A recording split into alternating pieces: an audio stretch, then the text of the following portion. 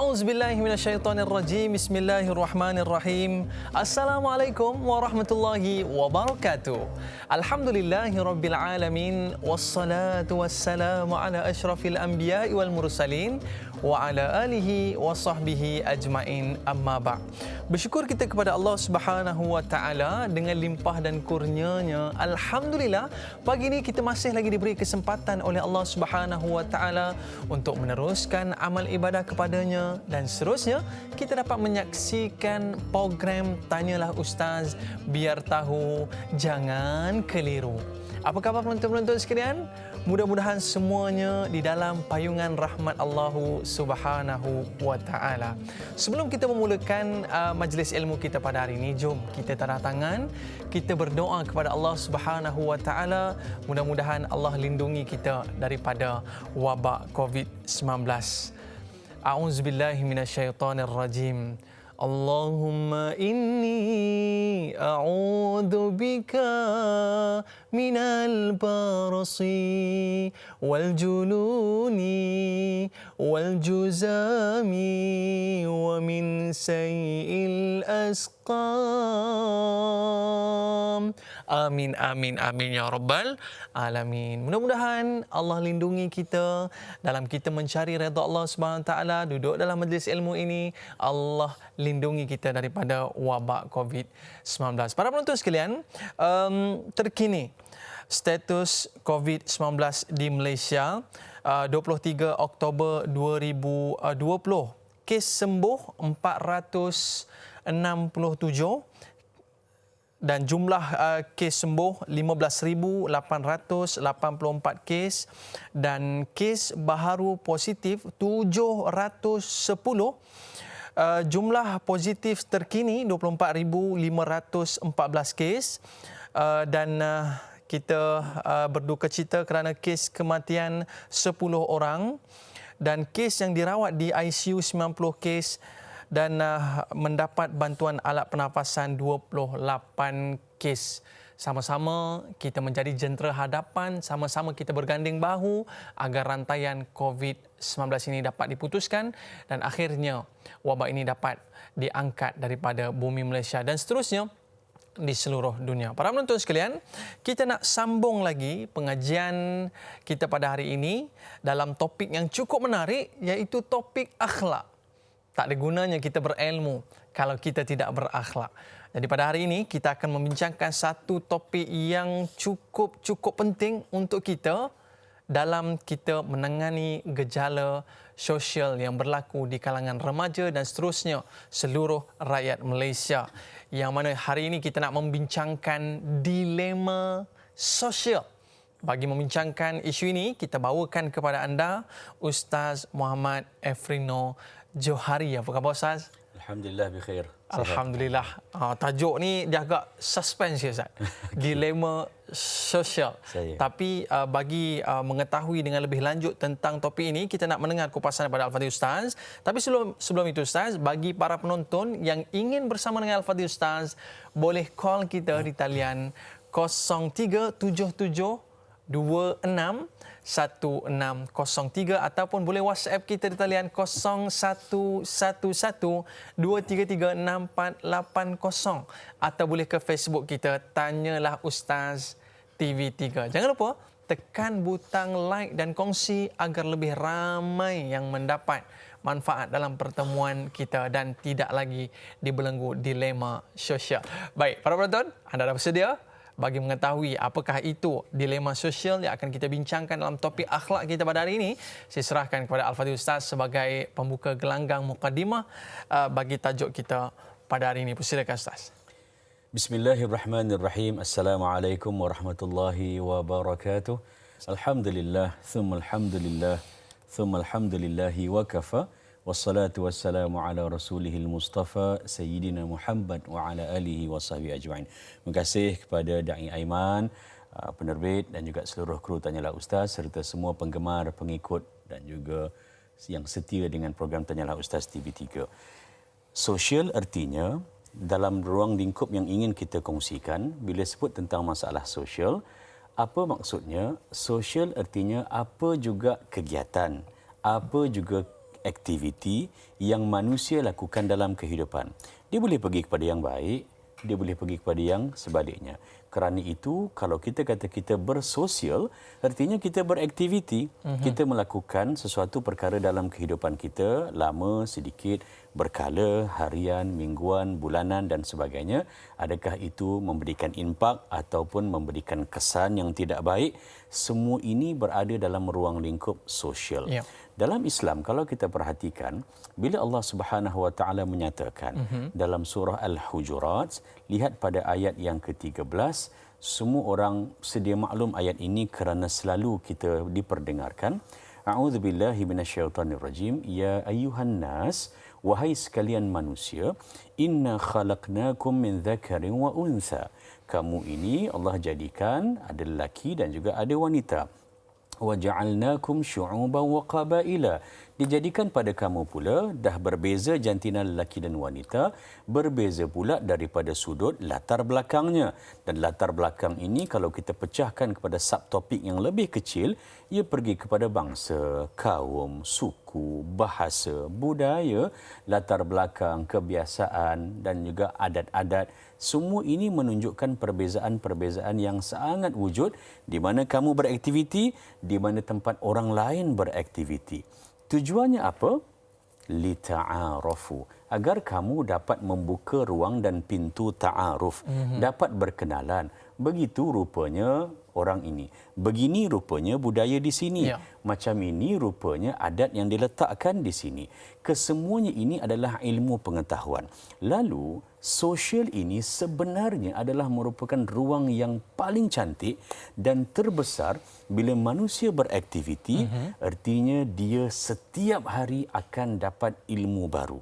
Setiap hari boleh menyalur kongsikan ilmu yang dia ada kepada orang lain. Dan Allah tutup dengan lafaz inna akramakum indallahi atqakum. Sesungguhnya dalam kamu bersosial ini, dalam kamu beraktiviti, menerima ataupun memberi kebaikan dan elakkan daripada menerima dan memberi kejahatan dan keburukan, tujuannya ialah untuk mendapatkan redha Allah Subhanahu Wa Taala, kerana Allah kata orang yang paling baik sosialnya, aktivitinya adalah orang yang apa saja dia buat mendekatkan dirinya dengan Allah Subhanahu Wa Taala. Main point dia. Itu tajuk utama kita yang kita ingin ambil. Jangan kita elakkan diri kita untuk tidak bersosial. Jangan pula kita katakan bahawa tak mau langsung ambil pot, tak nak langsung ambil terlibat dengan benda-benda yang diistilahkan sebagai sosial. Dapatan paling besar sebagai ruang untuk kita berpencak dalam tajuk ini, kalau kita perhatikan contoh yang paling hebat, subhanallah, baginda Rasulullah sallallahu alaihi wasallam.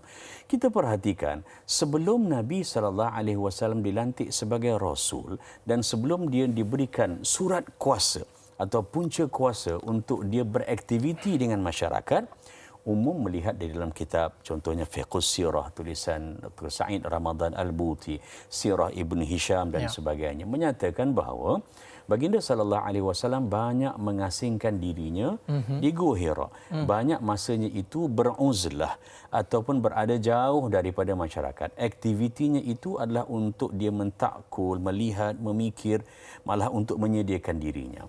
Namun selepas turunnya gugusan 5 ayat yang pertama daripada surah Al-Alaq, subhanallah, lihatlah dalam mana-mana kitab sejarah, tidak berlaku yang Nabi mengasingkan dirinya. Tidak lagi dilihat Nabi beruzlah di Gua Hira, walau bagaimana bejat sekalipun keadaan sosial yang ada di Makkah pada ketika itu, tidak ada satu hari pun yang Nabi beruzlah meninggalkan kedudukan yang ada di dalam masyarakat. Lebih Nabi banyak bersosial. Nabi bersosial dan masuk, dan bila Nabi masuk dalam masyarakat, di sinilah subhanallah menjadi dapatan, bekalan kepada kita bagaimana untuk kita lakukan ya kalau kita berhadapan dengan golongan yang alhamdulillah nampak ruang untuk dia terima hidayah. Bagaimana pula untuk kita beraksi dan juga beraktiviti bila berhadapan dengan golongan yang mungkin menjauhi agama, tidak berminat dan sebagainya. Cabaran dan dorongan sentiasa akan ada, dan inilah yang mencantikkan sebenarnya tajuk kita, serta kata kunci kita iaitu sosial, yakni aktiviti atau kegiatan manusia di dalam segenap kehidupannya. Ini dia gambaran yang boleh kita faham apa itu sosial. Sebab apa Ustaz? Pemikiran orang awam lah, macam saya sendiri. Kita fikir kalau sosial ni saja benda buruk. Sosial ni saja, jangan dekat. Ini bahaya ni. Yeah. Ini geng-geng sosial semua ni. Dan yang keduanya Ustaz, bila kita sebut tentang sosial itu sendiri, yang kita faham adalah media sosial. Ya. Mungkin Ustaz boleh beri gambaran apa itu sebenarnya sosial itu? Adakah ia semata-mata media sosial ataupun ada jenis-jenis sosial lain yang boleh kita faham Ustaz? Baik. Ia adalah satu elemen daripada kegiatan ataupun sosial manusia dalam ruang lingkup yang lebih besar. Namun, mengambil kira dapatan kehidupan kita sekarang ini dan tuntutan, kemajuan, perkembangan dalam segala bidang, media sosial ataupun laman-laman sesawang yang menjadikan manusia berinteraksi secara maya tidak dilihat, jarak itu sudah bukan lagi merupakan ukuran kerana semuanya hanya berada di hujung jari. Dia mengambil sebahagian besar daripada aktiviti manusia. Kita lagi-lagi dalam tempoh PKP begini, kita tidak keluar rumah pun, kita tidak terputus hubungan kita dengan dunia. Kita tidak hilang ataupun kehausan isu-isu dan masalah-masalah yang ada di sekitar kita.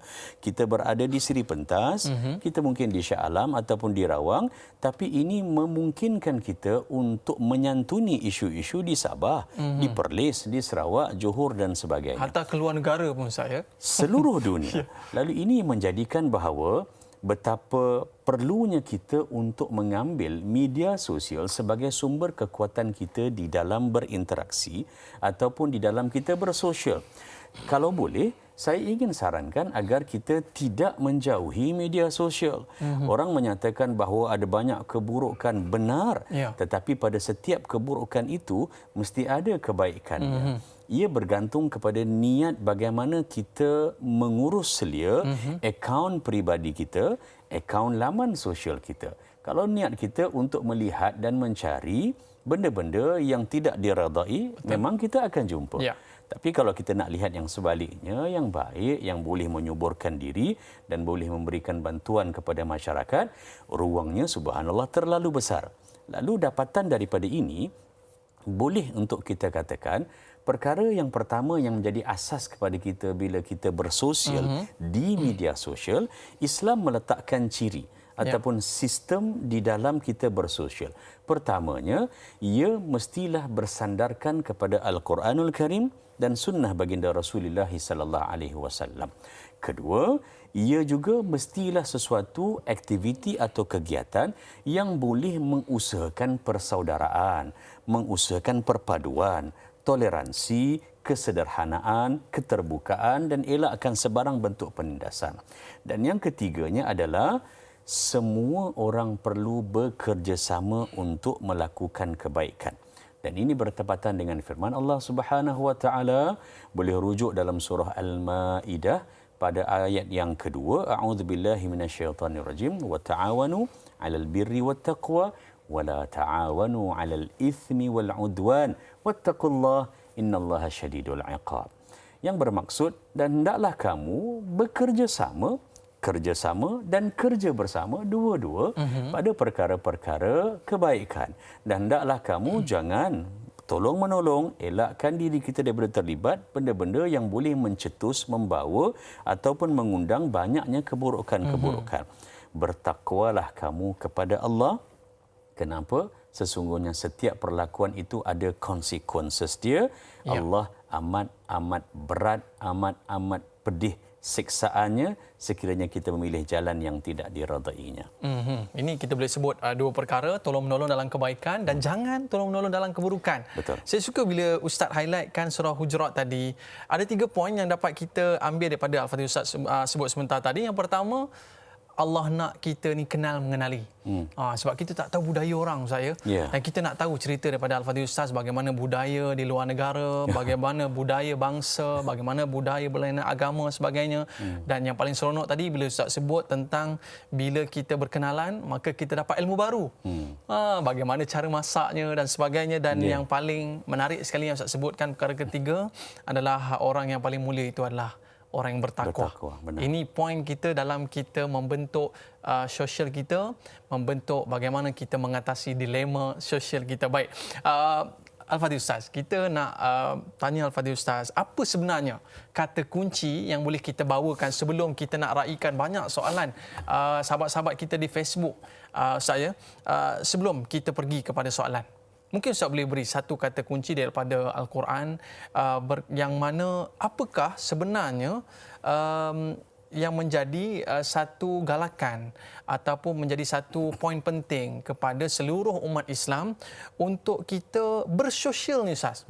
Sebab orang lebih suka duk menyendiri, duk dengan telefon, duk dengan gadget dan sebagainya tanpa menghiraukan tanggungjawab sosial ni, Ustaz. Apa sebenarnya yang menjadi pendorong kepada kita untuk bersosial ni, Ustaz?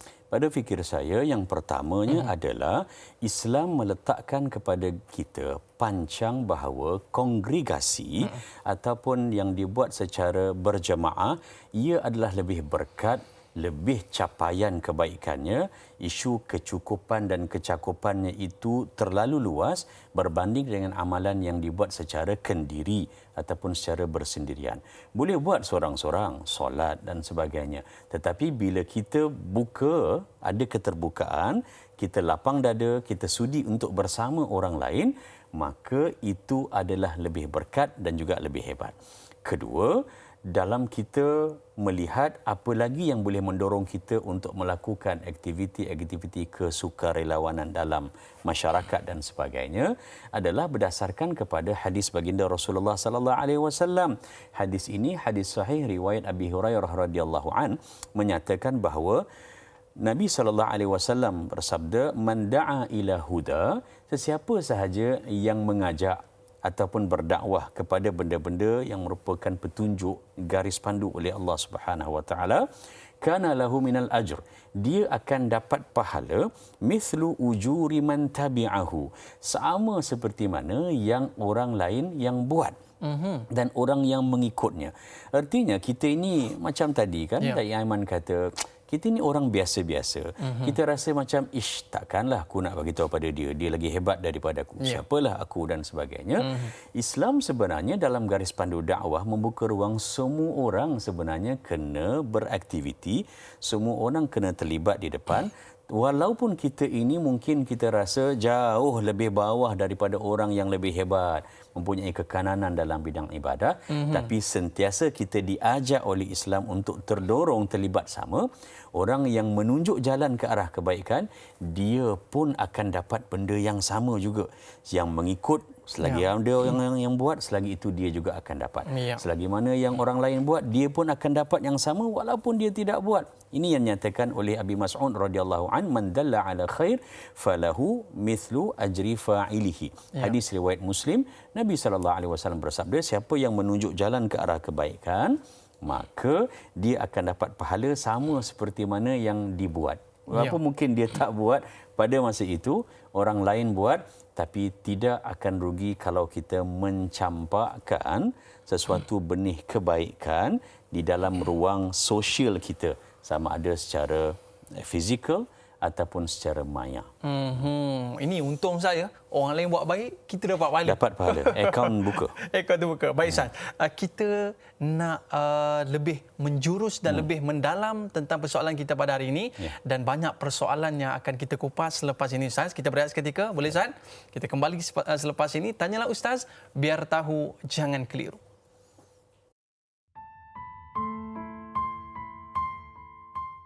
Bismillahirrahmanirrahim.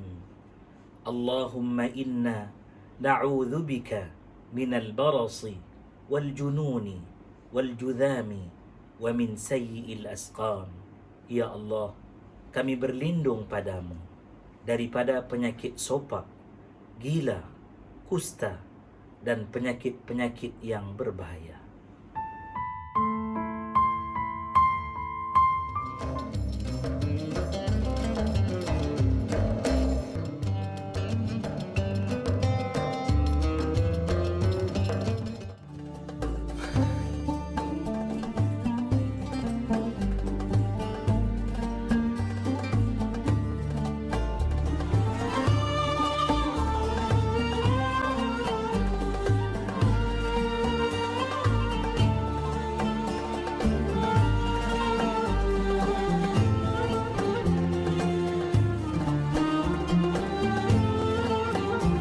Alhamdulillah kembali dalam Tanyalah Ustaz, biar tahu jangan keliru. Terima kasih para penonton yang baru buka kaca TV anda pada pagi ini. Kita berada dalam topik akhlak, dilema sosial.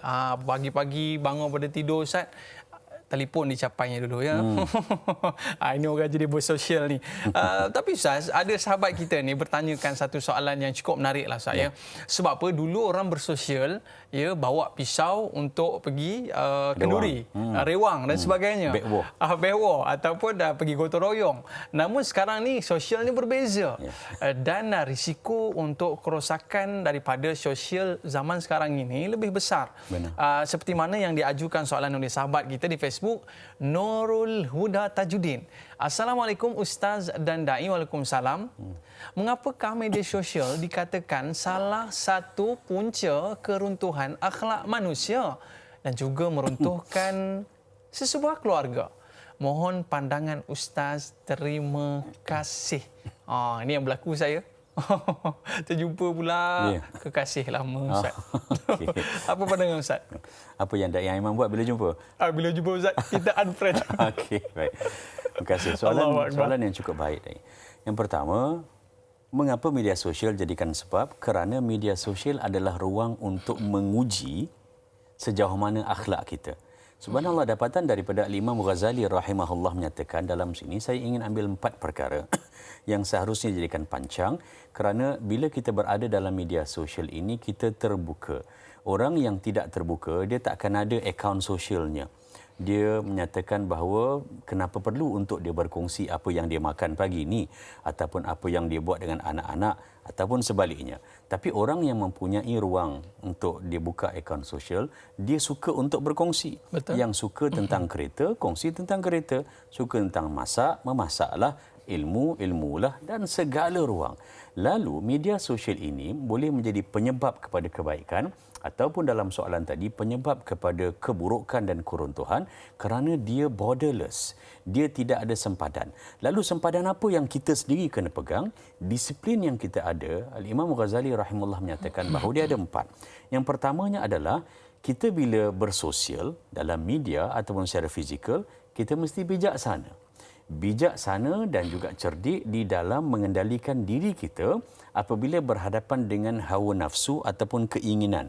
Semua orang mempunyai keinginan, tapi sama ada kita ini bijak memastikan keinginan kita, hawa nafsu kita mengikut saluran yang sebenar ataupun mengikut saluran-saluran yang tidak diredai oleh Allah Subhanahu Wa Taala. Kedua, dia adalah isu jiwa. Ini mainan jiwa media sosial, kerana jiwa inilah yang dapat mengelakkan kita daripada bertindak lebih daripada batasan. Kita tidak puas hati di media sosial bagaimana kita menunjukkan rasa marah kita. Lihat banyak contoh bagaimana baginda sallallahu alaihi wasallam menunjukkan cara dia mengurus selia anger ataupun kemarahan yang ada ataupun ketidakpuasan hati kita terhadap suatu perkara, kerana atas segalanya orang ini dia tunjukkan rasa marah dia, tidak puas hati, geram dan sebagainya, sebab dia nak lihat apa yang akhir yang dia akan dapat, destinasinya itu. Kerana itu utamakanlah yang paling besar, yang hujung tu, dan jangan hanya difikirkan tentang marahnya pada masa itu. Kita bila tak puas hati, tak suka, marah dengan anak, cadangannya adalah dengan kita, kalau boleh pertamanya daripada berdiri kita duduk dulu. Ataupun kita lihat dan pandang mata anak tu, lihat wajah anak. Anak kita masa kecil contohnya, bila kita tegur, kita marah, boleh lihat pada riak mukanya. Gestures mereka itu menunjukkan bahawa kalau boleh dah biar mereka ini bersalah, tapi mereka diberikan juga ruang untuk satu membela diri. Yang kedua, mereka juga untuk lihat, kalau boleh janganlah lihat keburukan saya saja, lihatlah potensi juga yang ada. Jadi semuanya ini, kita sebelum menekan keyboard itu, kita perlu untuk mengawal rasa marah kita. Biarlah kita type, kita tulis dan sebagainya, kita send, kita share dalam keadaan kita tidak marah. La yaqdina hakamun baina ithnain wa huwa ghadban, sabda baginda sallallahu alaihi wasallam. Jangan kita menghukum, meletakkan keputusan pada satu-satu perkara di antara dua benda dalam keadaan kita ghadban, dalam keadaan kita marah. Yang ketiga adalah orang yang masuk bersosial dalam media sosial ni, dia kena berani. Istilahnya sekarang dia tak boleh jenis orang yang mudah koyak. Apa yang kita bagi tahu pada kita, aku kongsi ni hadis Nabi, aku kongsi ni ayat Quran, tapi kenapa yang masih ada lagi orang yang dislike ataupun tidak suka? Subhanallah, kita tidak boleh nak menguasai ataupun untuk kontrol bagaimana reaksi orang terhadap apa yang kita sampaikan. Kita rasa benda tu dah baik, tetapi mungkin orang lain tidak puas hati. Kita rasa inilah cara yang paling baik untuk kita sampaikan. Orang rasa yang ini memang tidak menjawab soalan. Lalu apa yang kita buat? Kita lihat contoh baginda sallallahu alaihi wasallam yang Nabi buat adalah sepanjang 13 tahun di Makkah, 10 tahun di Madinah, pernah ke Nabi merasakan jauh hati? Pernah ke Nabi istilah sekarang ini koyak dengan situasi? Tidak. Kerana apa juga kezaliman, penindasan, tekanan, cacian, makian, penghinaan bukan sahaja kepada Nabi, malah kepada ahli keluarga, sahabat-sahabat. Nabi tukarkan itu dalam bentuk meningkat dan menambahkan keberanian Nabi untuk lebih mempertahankan kebenaran. Dan yang terakhir, yang keempat, kata Imam Ghazali rahimahullah ta'ala, untuk memastikan agar media sosial ini tidak seperti mana yang ditanya dalam soalan tadi, menjadi sebab keruntuhan akhlak, menjadi sebab keruntuhan rumah tangga, iaitu kita mesti ada pendirian bahawa bila kita dipuji, kita diberikan kredit di dalam media, di mana-mana saja, kita jangan meninggi diri. Tapi bila kita dicaci, kita dihina, kita dicela, jangan pula kita berundur. Sekali kita bagi isu ataupun berkongsi dapatan yang baik di laman sosial kita, cerita pasal hadis Nabi sebagainya, tengoklah tak ada orang follow pun, tak ada orang like pun.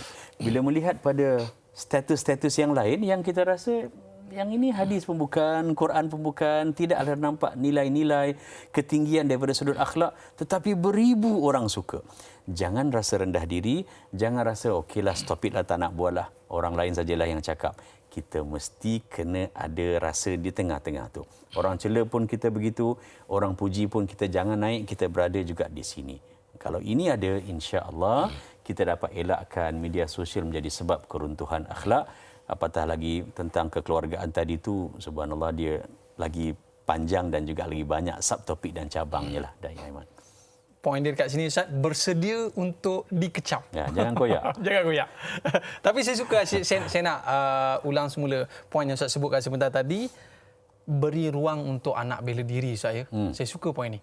Sebab kadang-kadang kita reti menghentam, kita reti memijak dan sebagainya, namun begitu kita tidak sediakan ruang untuk anak bela diri. Baik Ustaz, kita ada sahabat kita nak bersama dengan Al-Fadhil Ustaz. Boleh saya? Boleh. Assalamualaikum. Siapa di talian? Waalaikumsalam warahmatullahi wabarakatuh. Dai Aiman dan Ustaz Elvino Johari. Saya Omar Abdul Majid dari Pelda Cini Timur 3, Pekan Pahang.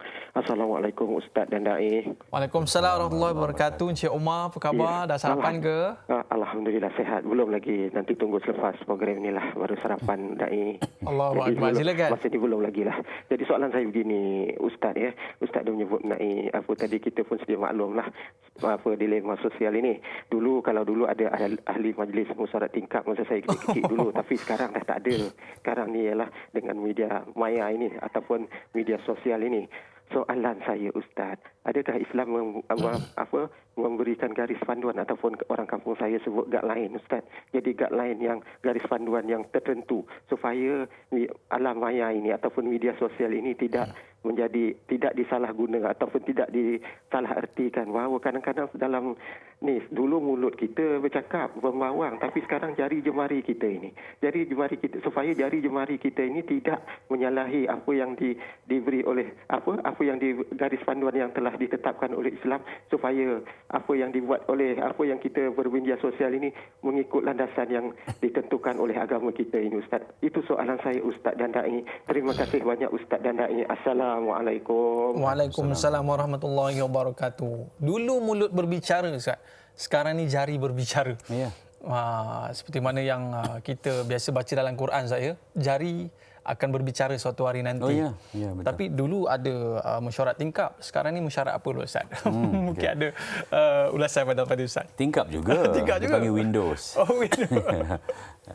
Benar apa yang Dai Aiman sebutkan bahawa sekarang ini jari mendahului. Ini pun ia adalah satu benda yang kita kena terima dan sebenarnya mengajar kita untuk bersedia dengan hari akhirat. Surah Yasin ayat 65 kan, kalau kita perhatikan semua orang hafal, di mana Allah Subhanahu Wa Taala menyatakan pada hari di mana ditutup mulut kamu, ya, dan yang akan bercakap wa tukallimuna aydihim, tangan kamu yang akan bercakap. Dan sekarang ini jari kita boleh bercakap. Orang Amerika, orang Rusia boleh baca status kita ataupun ciapan kita di Twitter ke FB ke IG dan sebagainya. Antara ada banyak, tapi yang boleh saya cadangkan di sini seperti mana yang dinyatakan oleh Al-Fadilah Dr. Profesor Wahbah Az-Zuhaili, ada dua faktor. Dia kata yang pertamanya adalah istilah yang disebut sebagai haqqun hayah. Artinya hak untuk menjalani kehidupan. Apa-apa yang kita lakukan, jangan sampai kita mencemari ataupun kita memberikan sebarang bentuk ancaman kepada kehidupan orang lain. Dan kita kena ingat bila sebut kehidupan ini dalam konteks komunikasi maya kita ataupun dalam kita bersosial, dia ada dua. Satu adalah zahir yang kita lihat orang, fizikalnya, dan satu lagi adalah jiwa ataupun perasaan yang perlu dijaga. Dan yang keduanya adalah himayatu muru'atil insan, menjaga, memelihara maruah manusia. Air muka ni, riak wajah kita, ini adalah merupakan kehormatan bagi manusia. Lalu sebaik mungkin dalam kita bersosial, khususnya bila jari lebih mendahului fizikal diri, agar kita dapat memastikan bahawa kita menjaga maruah orang. Kita menegur contohnya, ada banyak cara menegur. Tapi saya lebih cenderung kepada cara teguran. Kalau ianya merupakan suatu benda yang bersifat peribadi, maka sebaiknya adalah teguran itu di antara empat mata. Artinya ada banyak ruang untuk jadikan kita punya message itu private. PM untuk tepi, Ustaz. PM tepi. Untuk dijadikan apa saja yang kita sampaikan itu ianya lebih ikhlas. Ya. Ianya boleh lebih sampai dalam jiwa penerima berbanding dengan kita kata surat terbuka. Betul. Kerana surat ini, risalah ini sepatutnya sampai pada orang, tapi kalau dah dijadikan terbuka, artinya dia boleh dibuatkan salinan masuk di semua rumah orang. Lalu yang terbaiknya, manusia ini secara psikologinya, kita melakukan kesilapan. Manusia, kita buat silap, tapi tidak ada orang yang bila dia buat silap, dia suka ditegur secara terbuka ataupun depan-depan. Paling tidak pun dia mesti akan terasa, dia rasa macam tak lepas. Lalu orang tidak suka secara psikologi ditegur secara depan orang lain. Kita dengan anak pun kalau benda-benda tu melibatkan peribadinya, kita one to one dengan dia. Dengan Alung ke, dengan Angah ke, dengan Alang ke, kita tidak sekali harung panggil mak saudara, pak saudara semua, masa itulah kita cerita. Tidak boleh. Begitulah juga suami dengan isteri, apatah lagi kita dengan friends kita, kawan-kawan kita, dengan followers ataupun pengikut-pengikut, dengan sesiapa sahaja yang akan like, share apa yang kita kongsikan. Jaga maruah manusia sebaik mungkin menerusi apa yang kita kata ataupun bagaimana cara kita menyampaikannya.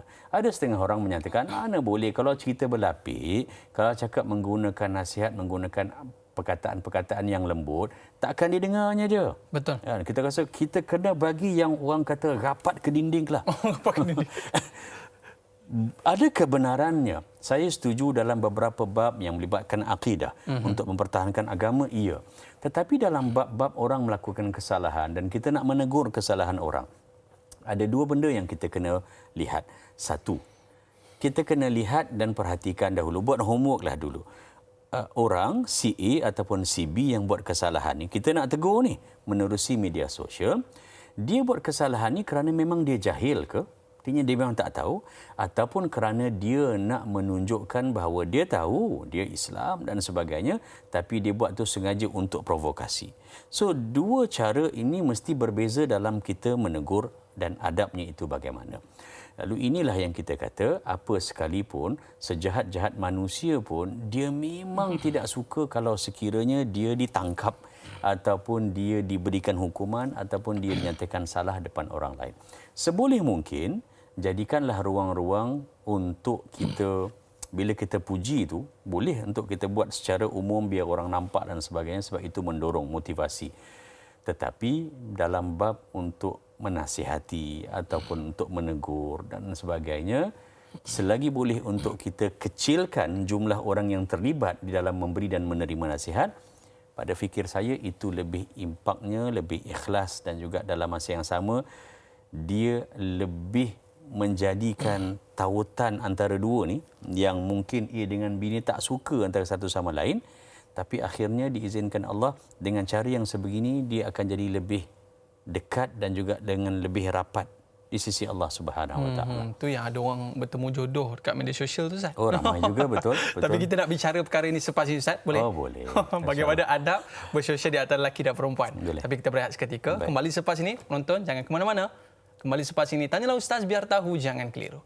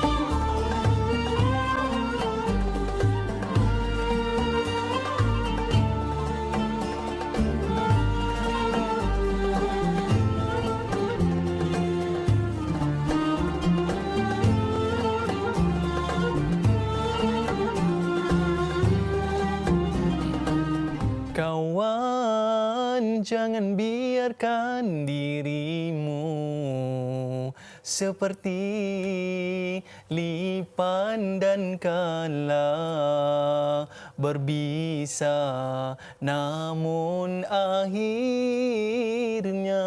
menjadi perhiasan di meja tulis. Alhamdulillah, kembali dalam Tanyalah Ustaz biar tahu, jangan keliru. Terima kasih para penonton sekalian kerana terus bersama dengan kita. Kadang-kadang kita ni nampak lagak di dalam Facebook seperti lipan dan kala. Namun begitu tiada apa sebenarnya yang disampaikan, hanya menunjukkan ego dan tiada manfaat yang diberikan untuk dikongsikan di media sosial. Tapi jadilah seperti rama-rama, Ustaz. Ya, boleh terbang dan nampak indah. Ketika mana dia terbang saya. Lebih kurang macam itulah. Baik, saya nak highlightkan 3 poin yang Ustaz sebutkan sebentar tadi yang pada saya cukup cantik, Ustaz. Dalam kita bersosial ini, yang pertama sekali, jangan kita calari dan jangan kita ceroboh maruah seseorang. Itu yang penting. Yang keduanya, setiap manusia mempunyai ego. Jadi oleh sebab itu, kita perlulah tegur. Jangan tegur di hadapan orang. Tegurlah dengan 4 mata. Dan yang ketiganya, dalam kita menegur itu, lihatlah ada ruang-ruang hidayah yang masih Allah bekalkan kepada orang yang melakukan kesilapan itu. Ini poin yang cukup cantik Ustaz berikan sebentar tadi. Tapi ini ada lagi menarik yang akan kita bincangkan selepas ini, iaitu Ustaz, kadang-kadang bila kita, yalah, kalau keluar lelaki perempuan berkapal, pergi berdating sebagainya, ini kita dapat lihat secara jelas bahawa perkara ini tidak menepati syariat. Namun begitu bila di media sosial, Ustaz, bukannya berdating pun. Ya, di media sosial, mesej-mesej, video-video call je, apa hal je. Jadi tak nampakkan perkara ini seperti haram. Namun begitu, mungkin Ustaz boleh cerita sikit apakah adab bersosial di antara lelaki dan wanita. Silakan Ustaz. Baik. Terima kasih kepada Da'i. Yang pertamanya, kita ambil yang positif dahulu. Ya. Positifnya adalah di situ bila kita berkomunikasi antara lelaki dan wanita melalui media sosial, fizikal itu dah selamat dah. Tetapi masih lagi tertakluk di bawah hadis baginda sallallahu alaihi wasallam, apabila dua bertemu, lelaki dan wanita secara bersendirian, maka yang ketiga mesti ada. Ya. Dan yang ketiga ini adalah syaitan yang akan sentiasa memujuk rayu dan juga mempengaruhi agar dilakukan perkara-perkara yang di luar batasan. Ada terlalu banyak Dayaman, tapi yang pertama saya ingin katakan dalam ruang media sosial, kalau boleh, selagi mana mampu, Dan ini benar-benar bermula dengan niat kita. Niat itu bagaimana? Kalau sekiranya untuk sekadar beraktiviti, maka ia diharuskan. Hukum asal bagi perkara ini adalah harus. Tapi kalau sekiranya dia lajak pergi kepada yang lebih daripada itu, maka dia boleh membawa kepada haram dan sebagainya dan juga mendatangkan dosa. Kedua, elakkan diri kita, sama ada kita lelaki ataupun kita wanita, daripada kita ini menjadi contoh yang tidak baik kepada orang lain. Artinya kita memberikan indikator bahawa benda ini boleh atau benda ini dibenarkan dalam agama dan sebagainya. Ketiga, jangan jadikan agama sebagai sandaran ataupun sebagai pelampiasan kepada tindakan-tindakan kita yang tidak baik. Kadang-kadang kita nak kata pada orang berubahlah. Ada orang tidak boleh berubah dalam masa satu hari, satu bulan, satu tahun. Kerana itu nasihat ini dia perlu dalam keadaan yang sangat-sangat berhikmah. Tapi yang boleh kita katakan kepada dia adalah agar dia pastikan bahawa dia punya had itu tidak melebihi. Had yang macam mana? Yang pertamanya adalah masa. Bagi mereka yang sekarang ini, kalau boleh kurang-kurangkanlah sikit masa. Kalau selama ini 5-6 jam dia bersembang ataupun berdua-duaan di dalam media sosial, dia kena kurangkan sedikit demi sedikit sehingga akhirnya insya-Allah langsung tak ada. Yang keduanya, had daripada sudut cara dia bercakap dan pemilihan perkataan-perkataan. Dan sekarang ini emoticon pun memainkan peranan yang besar sebenarnya. Tanda itu boleh memberikan indikator ataupun implikasi yang lain kepada orang yang menerima. Dan yang ketiga, had yang perlu dijaga adalah topik perbualan mereka di dalam media sosial itu. Sama ada ianya menjurus kepada kebaikan ataupun tidak. Setengah orang kata, selagi mana saya tak jumpa, macam Da'i Aiman kata, selagi mana tidak bersama, maka okey. Tetapi rupa-rupanya perkataan, pemilihan perkataan, tonasi cara bercakap, kesemuanya itu menunjukkan kepada kita sama ada lelaki ini menghormati wanita tadi dan begitulah juga sebaliknya. Lihat bagaimana Nabi SAW berbai'ah. Bila Nabi berbai'ah dengan lelaki, dengan wanita berbeza. Nabi tetap datang jumpa dengan wanita yang dikumpulkan di rumah Nabi dan sebagainya. Sebahagian pada muslimat Nabi datang, tetapi Nabi kata apa? Baya'na, kami berbai'ah tapi tidak perlukan sampai kepada musafahah, pada bersalam dan sebagainya. Lalu menunjukkan bahawa tidak salah asal hukumnya untuk berinteraksi, tetapi batasannya itu mesti ada. Dan batasan inilah yang saya cadangkan tadi, ada had sama ada daripada sudut masa, had daripada sudut topik benda yang diperbualkan, dan had daripada sudut bagaimana cara sesuatu isu dan perkataan-perkataan dan juga ayat-ayat yang digunakan. InsyaAllah kalau sekiranya ini dapat dilaksanakan, maka ia akan menjadi ruang untuk mendapat pahala. Di media sosial sekarang ini, khususnya dalam perkara-perkara yang melibatkan nasihat-nasihat, kita melihat yang menyampaikan bukan sahaja lelaki, bukan saja ustaz, ustazah, bukan agamawan, semuanya lelaki dan wanita terlibat sama. Ada sesi di mana penyampainya ataupun pemberi tazkirahnya adalah wanita, yang mendengarnya majoriti lelaki. Itu diharuskan, tidak ada salah, asal sahaja ruang itu dijaga dengan baik. Nak tahu benda itu baik ataupun tidak, orang mempunyai pelbagai bentuk teori. Tetapi hadis baginda Rasulullah sallallahu alaihi wasallam, bila Nabi ditanya tentang apakah dia kebaikan dan apakah dia keburukan, apakah pahala, apakah definisi kepada dosa, Nabi kata pahala itu adalah khuluqin karim, akhlak yang baik. Akhlak yang baik artinya adalah benda baik. Dan ditanya tentang dosa, dosa ini apa, kesalahan ini apa? Kata Nabi ialah mahaka fi nafsik wa kariha an yattali'a alaihi nas. Benda yang dalam hati kamu terdetik. Hati kamu rasa macam alamak, tapi nak buat juga kan. Tapi hati kita rasa macam goyang, tak sedap. Orang lain tak nampak ni, hati kita saja tak nampak, dan kita tak nak. Kariha, kita benci kalau benda yang kita rasa tu orang lain tahu. Bermakna benda yang kita buat ni adalah benda yang adalah al-ithm ataupun benda yang berdosa. So kita boleh menjadi self-evaluator kepada diri kita sendiri. Ini termometer ataupun kayu ukur yang boleh kita lihat dalam kita melakukan scanner. Scanner saya berapa 36.3 kan. Dalam kita melakukan satu perkara, perkara ni baik ataupun tidak. Kalau tak baik tu kita rasa berdebar je saya. Kita rasa adalah rasa dalam hati itu yang semua orang mempunyai hati, dia tahulah macam mana masalahnya rasanya. Ustaz, sekarang ni niatnya tu dah betul. Nak meeting, mesyuarat sesama satu jabatan. Tapi mesyuarat itu bertukar menjadi hal-hal yang lain, berubah niat. Tapi yang paling penting Ustaz, saya suka poin yang Ustaz berikan sebentar tadi, jangan keluarkan pucuk rayu. Ya. Baik Ustaz, tapi sebelum tu Ustaz, kita ada sahabat kita nak bersama dengan Al-Fadhil Ustaz. Boleh. Mungkin ada satu isu yang nak dibawakan pada hari ini. Assalamualaikum, siapa di talian? Waalaikumsalam warahmatullahi. Dayan mandi juga Ustaz Alfino Johari. Assalamualaikum, apa khabar? Baik, alhamdulillah. Tuan apa khabar? Ya, alhamdulillah sihat. Saya ada soalan di sini. Bagaimanakah cara yang diajar oleh Rasulullah untuk berdepan dengan masyarakat? Pada dahulu tiada media sosial. Begitu juga dengan saya tidak menggunakan media sosial. Lalu untuk menegur orang kata apa dalam hadis Nabi, kalau menegur satu kemungkaran lah katakan. Kalau boleh dengan puasa, kalau tak boleh dengan lisan, dan selemah-lemah imannya dengan hati. Bagaimana untuk berdepan dengan bermacam-macam kerenah sikap manusia di hadapan kita ini?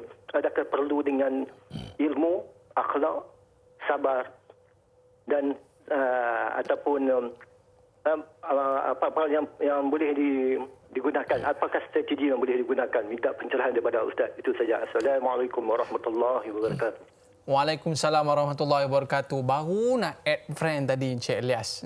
Tak ada Facebook pula. Terima kasih Encik Elias. Betul saya. Nabi SAW cukup menitik beratkan tentang silaturahim dan sosial ini sendiri. Namun begitu, setengah keadaan Nabi SAW terpaksa menegur. Tapi Nabi SAW meletakkan garis panduan dalam menegur itu sendiri. Mungkin Ustaz boleh berikan bagaimanakah Nabi SAW mengatasi masalah ini, Ustaz? Baik. Terima kasih kepada yang bertanya, Tuan Ilyas, Dai Aiman dan semua pengikut dan penggemar Tanyalah Ustaz TV3. Apa yang dinyatakan oleh Tuan Ilyas tadi benar dan ia merupakan potongan hadis daripada Abi Sa'id Al-Khudri radhiyallahu anhu menyatakan bahawa sami'tu Rasulullah sallallahu alaihi wasallam yaqul, aku mendengar, kata Abi Sa'id Al-Khudri, Nabi sallallahu alaihi wasallam bersabda, man ra'a minkum munkaran falyughayyirhu biyadihi. Siapa di kalangan kamu nampak, artinya dia kena pergi untuk melihat suatu benda yang dikategorikan atau diklasifikasikan sebagai mungkar, hendaklah diubah dengan tangannya. Tangan ini maknanya apa? Artinya kuasa. Orang yang mempunyai posisi dan posesi, kuasa itu mesti digunakan, dieksploitasi secara positif yang baik untuk mencegah kemungkaran-kemungkaran, menghalang ataupun memberhentikan.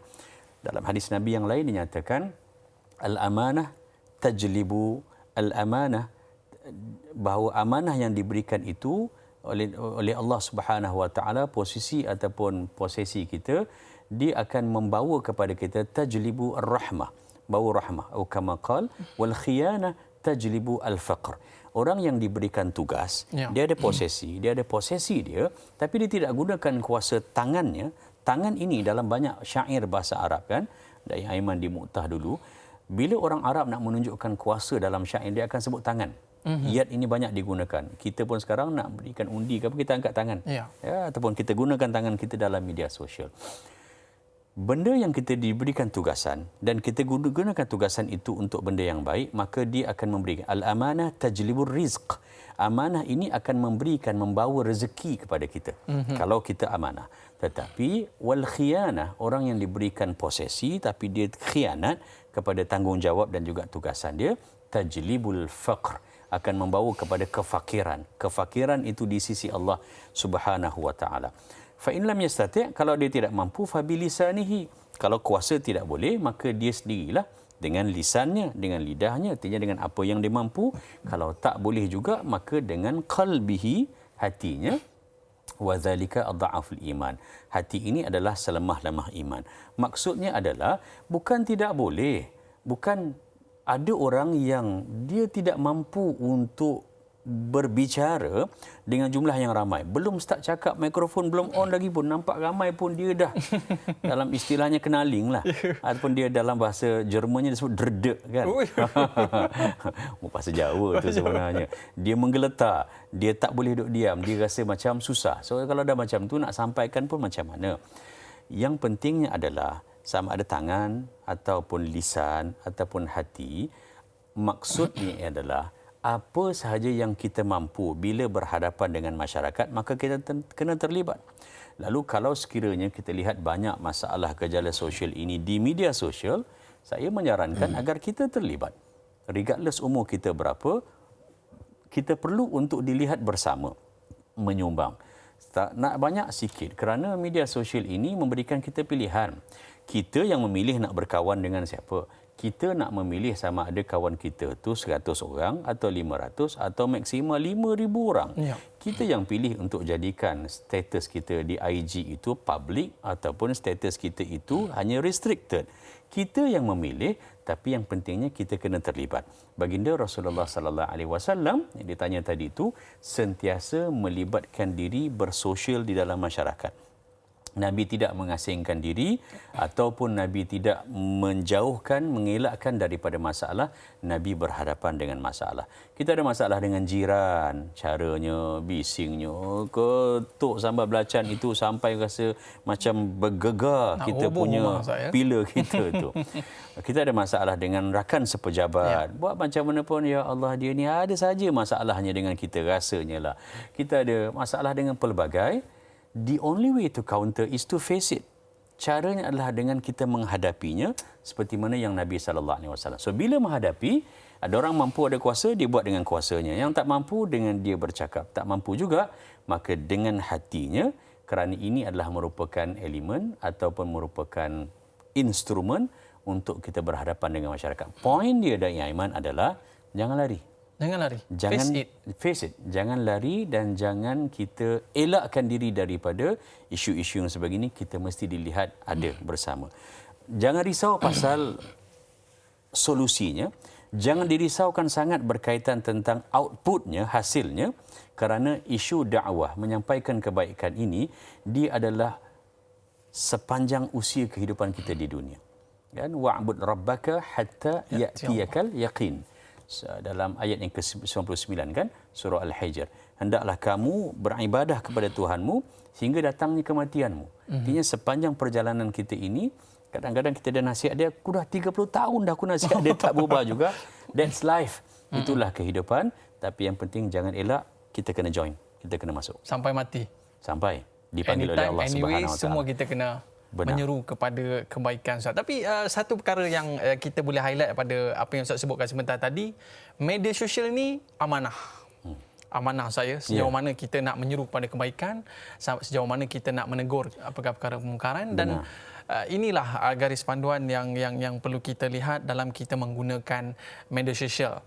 Namun begitu, Ustaz, setengah orang ini dia menyeru kebaikan pun tidak, cegah kepada kemungkaran pun tidak. Lantak engkau lah. Biarlah bukan masalah aku pun, tu keluarga engkau. Oh, ini masalah juga, Ustaz. Kubur masing-masing Ya, tak ambil pot ni. Ya, sebab apa? Tanggungjawab untuk menegur kemungkaran ini satu perkara yang wajib sebagai seorang Muslim, betul saya? Benar. Tapi setengah orang itu ambil peluang ataupun ambil kedudukan yang mereka tak nak ambil pot. Sedangkan ini tugas sebagai seorang Muslim, Ustaz. Bertepatan dengan soalan sahabat kita ni, dia nak bertanyakan satu soalan yang cukup menarik daripada Melor Ismail. Assalamualaikum Ustaz dan dai serta kru-kru yang terlibat. Moga dalam rahmat Allah SWT. Persoalan saya, bagaimanakah cara nak menyelesaikan masalah jika berdepan dengan rakan yang sentiasa menggunakan media sosial sebagai kepuasan dirinya untuk berkata sesuatu yang kurang menyenangkan? Mohon pencerahan dari Ustaz. #Dartahu jangan keliru.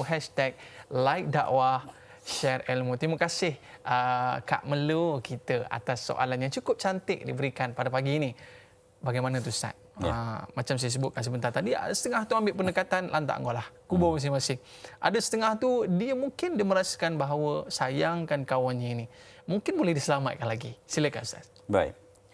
Kita tidak boleh masuk dalam akaun orang lain. Password dia, bukan password kita. Itu kita kena ingat, ya. Dan jangan pula kita sampai ke peringkat jadi hacker untuk masuk dan juga untuk kita interrupt dalam akaun dia. Yang pertama cadangan saya adalah ambil yang positif dulu.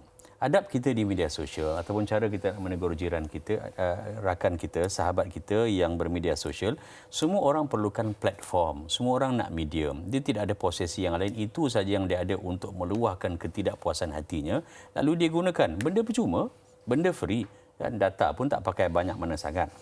Lalu bagaimana cara kita? Cara kita yang pertama saya cadangkan adalah jangan hanya kita fokus kepada as-salbiyat sahaja. Jangan hanya lihat kepada negatif dia saja, lihat juga kepada hasanat, benda-benda baik yang boleh diusahakan kepada kawan kita tadi. Nabi SAW bersabda dalam sepotong hadisnya, la yafraq mu'minun mu'minatan in kariha minha khuluqan radiya minha akhar. Jangan ada di kalangan antara orang mukmin lelaki dengan orang mukmin wanita, mukmin dengan mukminah, jangan ada kita kecam dia lebih-lebih sangat, ataupun kita benci dia teruk sangat, ataupun kita labelkan dia, kita cakap dia ni memang tak boleh pakai lah, dia ni memang teruk, bahasa dia guna dan sebagainya memang tak kena. Dia meluahkan ketidakpuasan hati, kita pula tak puas hati dengan status dia. Kenapa? Dalam hadis ini kata, takut kalau sekiranya kita benci kariha minha khuluqan, kita benci akhlaknya, caranya, radiya minha akhar. Ada orang lain yang redha. Dia rupanya ada pendengarnya, ada pengikutnya.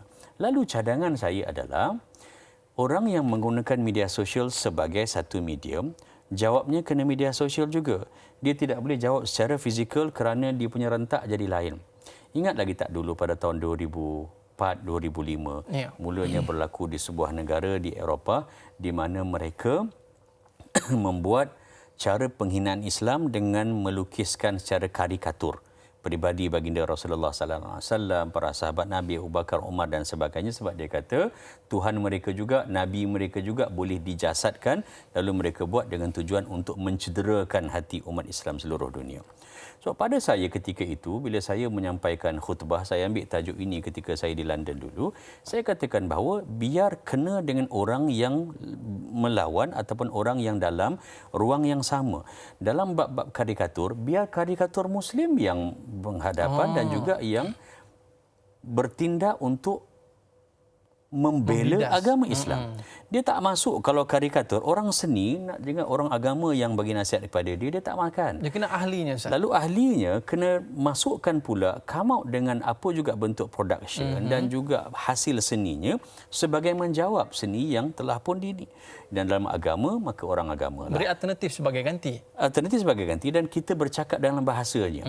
Orang yang kita lihat dalam bidang ekonomi, maka ekonomi Islam yang bertanggungjawab untuk membela. Lalu dalam situasi yang sebegini, rakan ini adalah rakan yang menggunakan media sosialnya untuk melampiaskan ketidakpuasan hati dan menggunakan perkataan-perkataan yang tidak baik. Kita nak nasihat, walaupun kita sebilik, mungkin satu dom, mungkin kita tak tahu macam mana nak ni, maka pertamanya saya cadangkan kita cari ruang bantuan di mana ada orang lain yang boleh, yang hebat dan banyak gunakan medium akaun sosialnya itu untuk menyampaikan perkara-perkara kebaikan, lalu kita temukan, kita tag mereka dan sebagainya. Kedua, dalam ruangan komen yang ada, sama ada di FB, IG ataupun di Twitter, maka kita sendiri kena terlibat.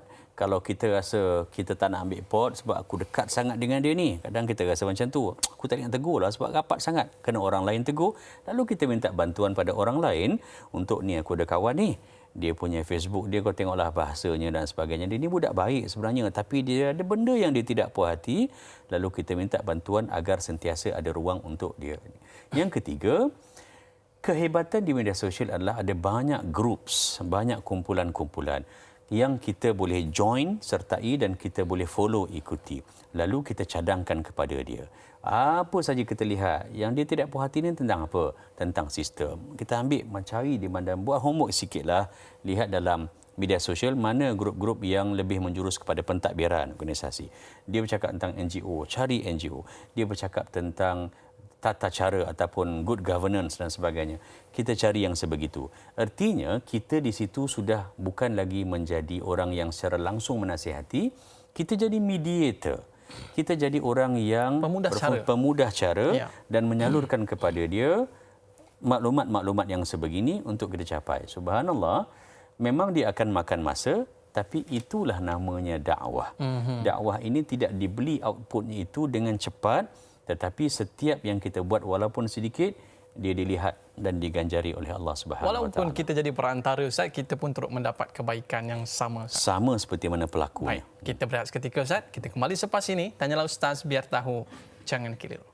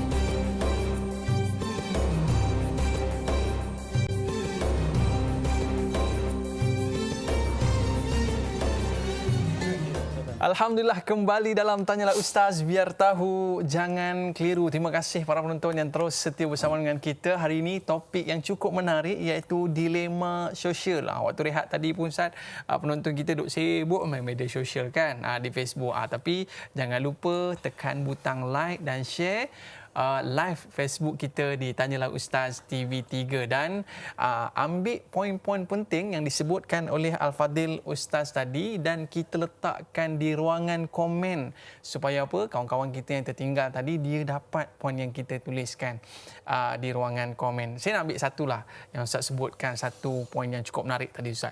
Kita kadang-kadang tak semua orang diberikan kelebihan untuk memberikan nasihat dengan kata-kata yang tersusun dan sebagainya. Bak kata Ustaz, kalau pegang mikrofon tu tiba-tiba banjir je kat bawah Ustaz. Macam tu. Di belakang kan? Di belakang. Berpeluh je Ustaz ya.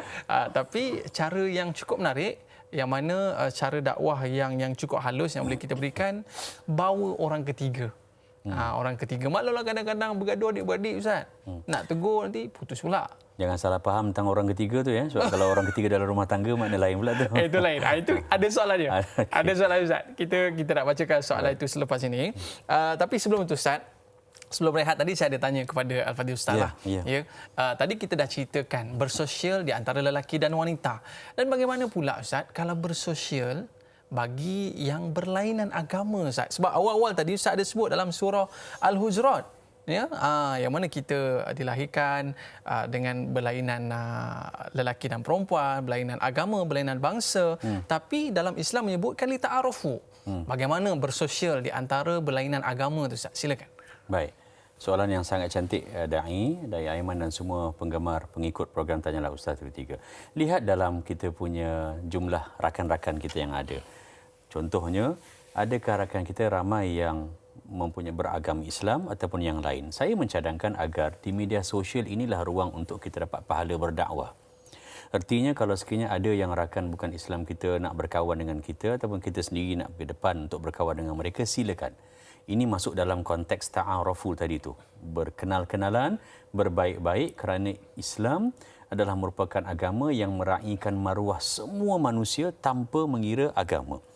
Agama tidak boleh kita orang kata letakkan ke tepi ataupun kita kompromi, tetapi daripada sudut perhubungan sama manusia, aktiviti bersosial ini mesti ada.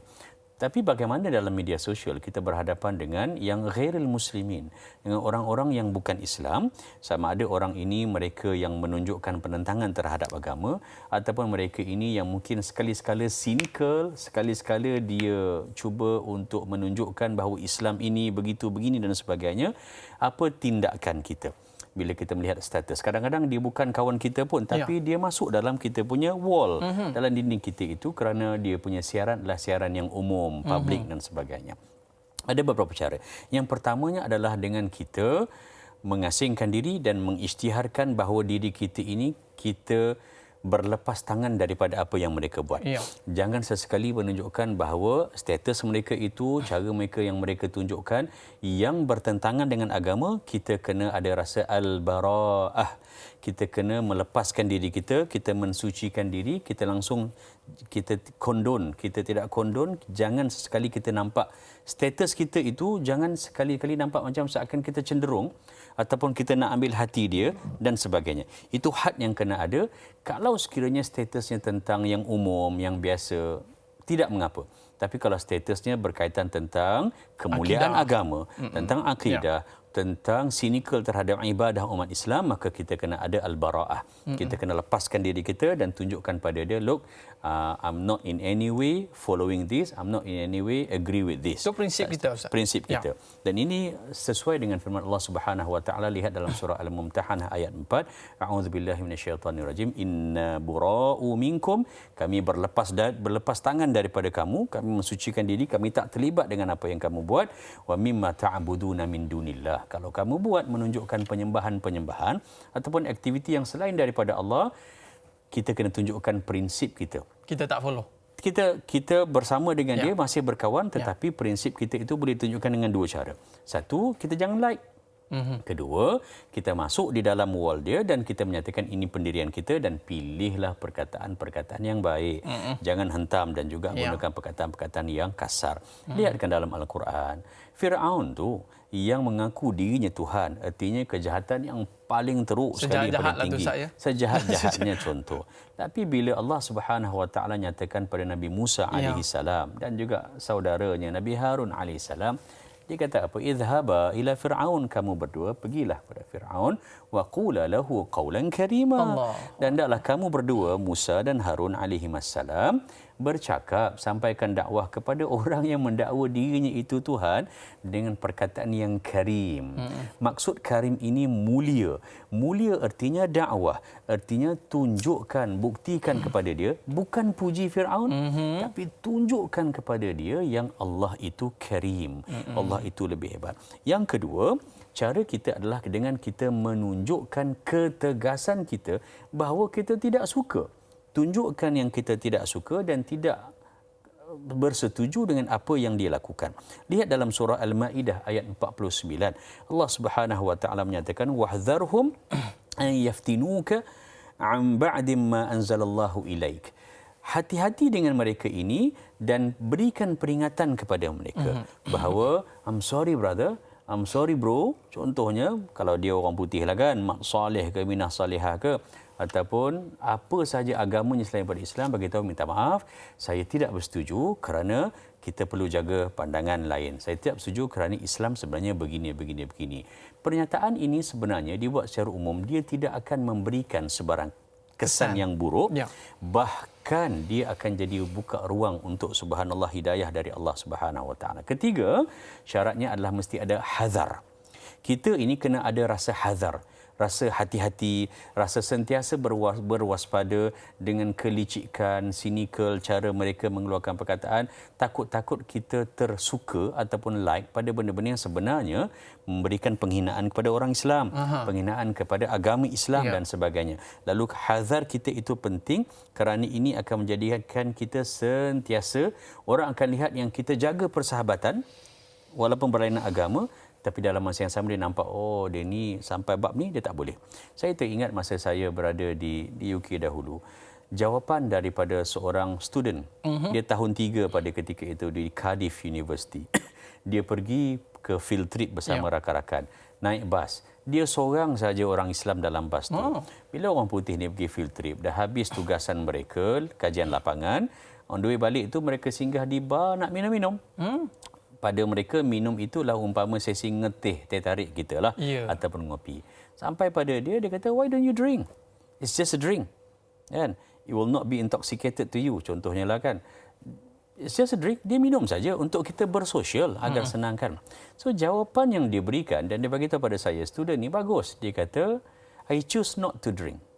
Saya memilih menunjukkan pendirian dia untuk tidak minum.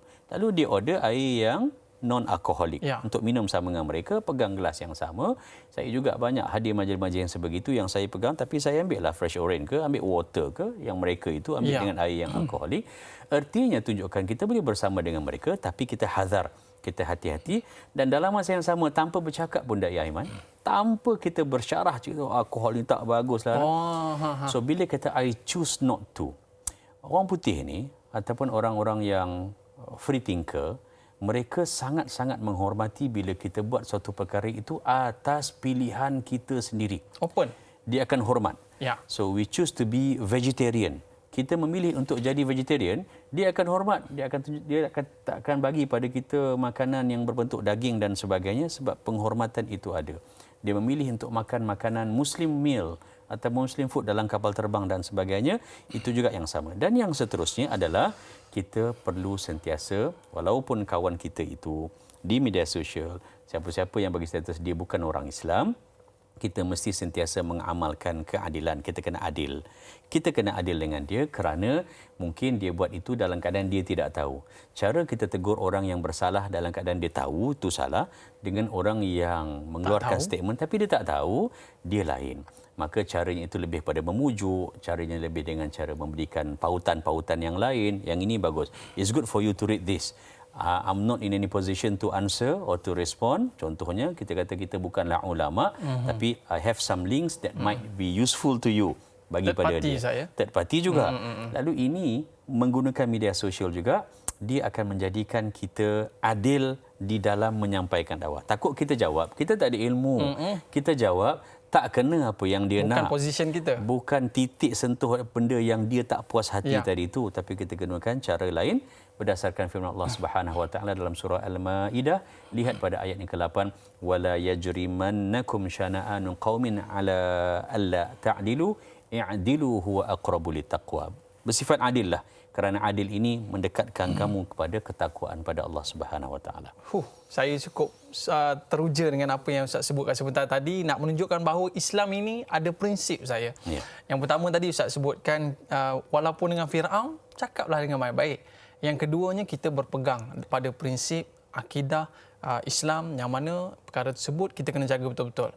Dan perkara yang ketiga, yang ni cukup cantik Ustaz. Islam hanya menyatakan kebaikan Islam, tetapi tidak menyatakan keburukan orang bukan Islam. Ya, sampai ke peringkat lakum dinukum waliyadin. Hebatnya Islam Ustaz ya. Sebab apa saya tengok bila mana kita dapat berdakwah pada sudut media sosial ni dan ada orang yang tertarik dengan Islam dan dengan status yang kita buat tu mereka boleh masuk Islam.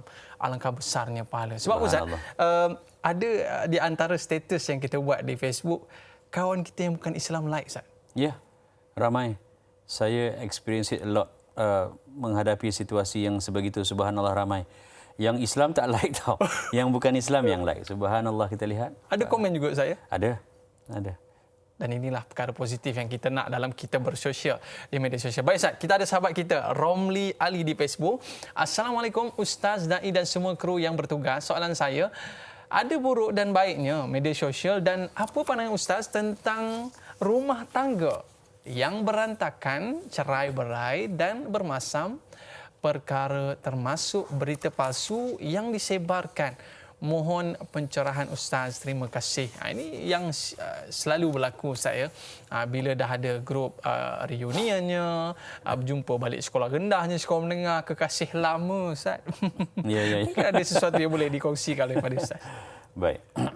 Berita palsu ataupun berita-berita ataupun cara, subhanallah, dalam rumah tangga, dia adalah satu perjalanan ataupun adventure yang berpaksikan kepada al-masyair, perasaan.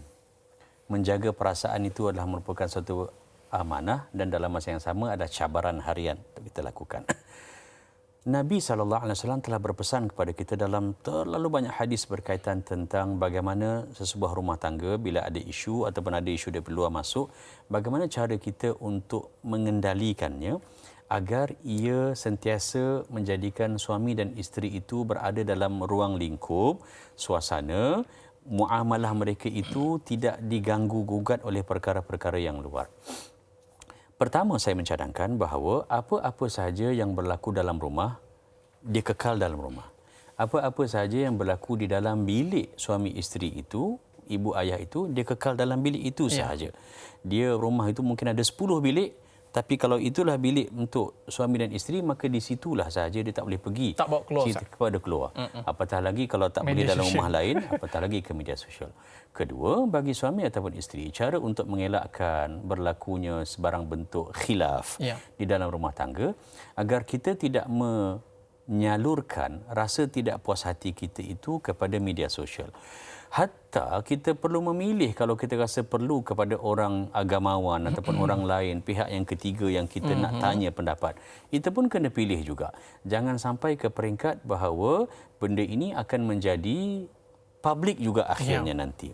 Yang ketiga, awasi apa yang dibaca, bukan saja pada FB, IG, tapi juga pada WhatsApp. Transparent lah. Kita ada handphone kita ni ada password kan. Bagilah password. Bagi tahu password masing-masing kan. Ada kadang-kadang sekarang bukan saja handphone tau. Dia handphonenya tu ada password, dia punya WhatsApp tu kena pakai thumbprint. Jadi kalau thumbprint isteri, suami tak boleh baca, thumbprint suami, isteri pun tidak boleh baca. Menjadikan diri kita mudah didekati dan mendekati orang lain adalah cara yang terbaik untuk mengelakkan sebarang isu. Baik Ustaz. Kita nak sambung selepas ini. Baik. Kita berehat dulu seketika, boleh saya? Baik, boleh. Mohon maaf. Para penonton, kita tamat di TV3 dan kita akan sambung 30 minit di TV9. Kita berehat seketika, kembali selepas ini. Tanyalah Ustaz, biar tahu jangan keliru.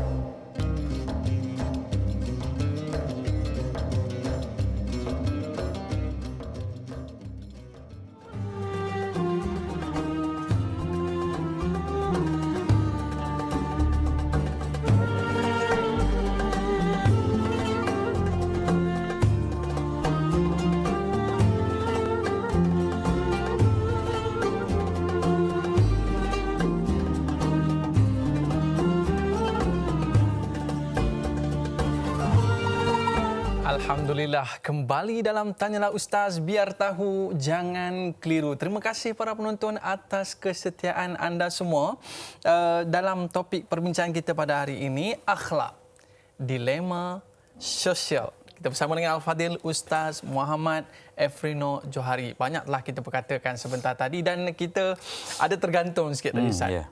Kita membincangkan tentang media sosial ini di antara salah satu punca berantakan rumah tangga itu. Mungkin Ustaz ada sesuatu yang nak disambung sebentar tadi. Mungkin satu kalau boleh ditambahlah, yang pentingnya kena ada ketekalan ataupun kebersamaan. Kadang-kadang suami ini dia public figure macam Dai Aiman lah. Orang kenal dan sebagainya kan. Bagaimana cara santunan dia kepada umum, kepada publik, dia kena buat yang sama dengan pasangan dia. Sesiapa saja juga kena begitu supaya nampak. Ini tidak dengan orang lain dekat WhatsApp group boleh gelak-gelak, boleh senyum-senyum, buat emoticon sebagainya. Tapi bila balik rumah dengan isteri sendiri, maka dia tidak buat cara yang sama. Boleh gurau-gurau dengan kawan-kawan yang lain, tapi di rumah dia kurang guraunya. So kalau boleh biar seimbang yang itu.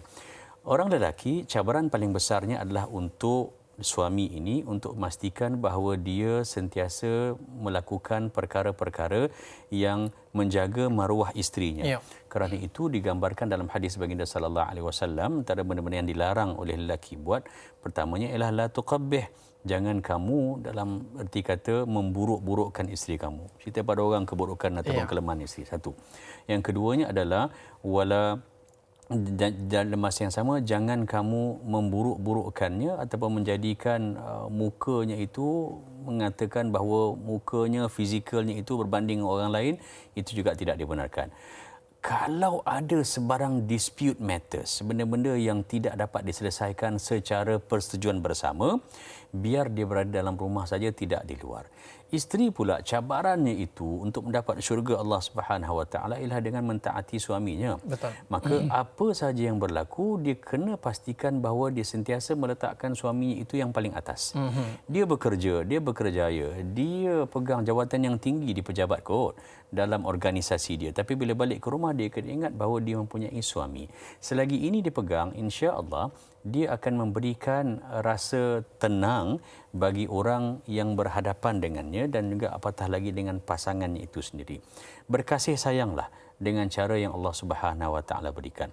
Baginda Rasulullah sallallahu alaihi wasallam, di antara hikmahnya kenapa Allah Subhanahu Wa Taala jadikan Nabi sallallahu alaihi wasallam ini berpoligami dan isterinya jumlahnya lebih ramai daripada had bagi mana-mana lelaki muslim yang ada. Tujuannya adalah untuk melihat pattern, untuk melihat gaya dan juga cara bagaimana sesuatu situasi itu diadili. Bukan tidak ada cemburu, bukan tidak ada rasa iri hati, bukan tidak ada rasa macam kurang diberikan kasih sayang ataupun tak sama antara satu sama lain. Aisyah radhiyallahu anha juga rasa macam goyang juga kalau sekiranya Nabi memuji dan juga memberikan madah terhadap Sayyidatina Khadijah, walaupun Khadijah binti Khuwailid telah pun wafat lama. Manusia biasa Ustaz. Ini manusia adalah merupakan masya'ir perasaan. Yang pentingnya ialah saya mencadangkan agar bagaimana kita di luar, begitulah juga kita dalam rumah. Bagaimana kita menyantuni dan cuba untuk memperbaiki hubungan kita di luar, maka itu juga standard kita di rumah ataupun lebih lagi. Dan jagalah maruah masing-masing supaya ini akan sentiasa berada dalam redha Allah Subhanahu Wa Taala.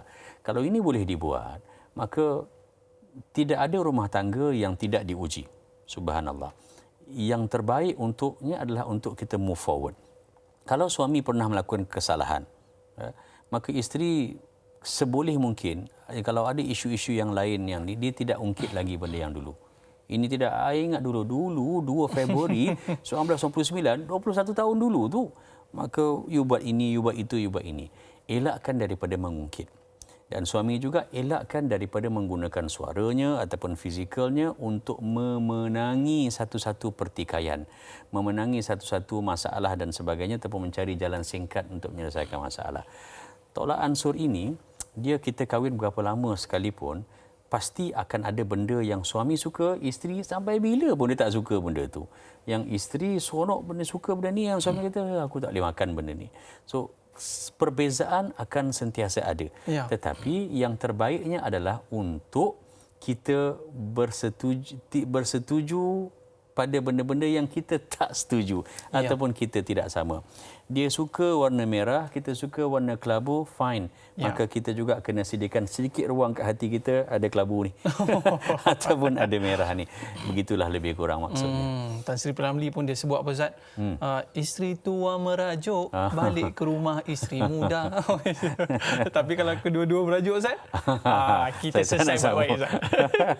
Kita selesai baik-baik. Bak kata Ustaz, ya, paling-paling tidak kalau kita tak suka pun color merah tadi Ustaz, adalah sikit dalam hati ada tu. Sikit lah. Ada sikit. Kalau tak suka, buat sukalah. Iyalah. Ya. Tidak salah kalau sekiranya kita tidak memberikan jawapan yang tepat pada 3 perkara. Ya. Satu, untuk mengelakkan perang. Yang keduanya ialah untuk mendamaikan di antara 2 rakan. Dan ketiganya dalam isu rumah tangga. Suami dengan isteri kan.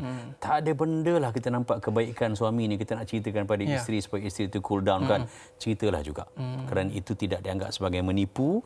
Itu tujuanlah untuk mendamaikan di antara suami dan juga isteri. Maknanya si suami ini perlu menjadi pelakon utama dalam keluarga ni Ustaz. Pelakon yang hebat. Itu cerita Ramli tu. Itu cerita Ramli.